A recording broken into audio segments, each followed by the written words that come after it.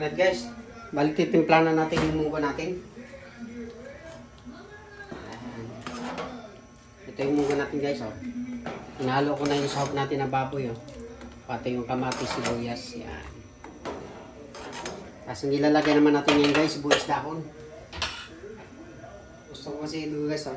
Sibuyas dahon.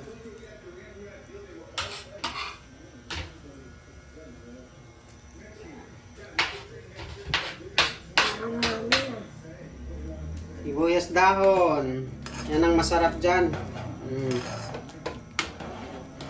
At syempre sa munggo, hindi mawawala ang malunggay. Mas masarap eh, malunggay. Ayan. Sarap guys, may malunggay. Ayan.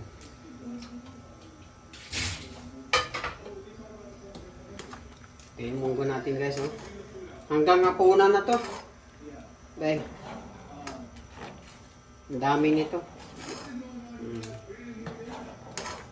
Titipid tayo guys hanggang hapunan na itong munggo natin. Sarap po.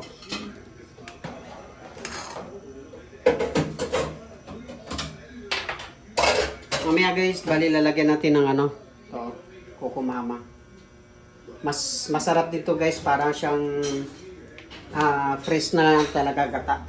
Pag wala kayong buko, walang niyog, ito gamitin nyo, mas masarap.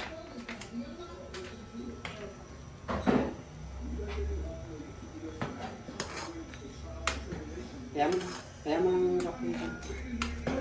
Kaya mo ang kape.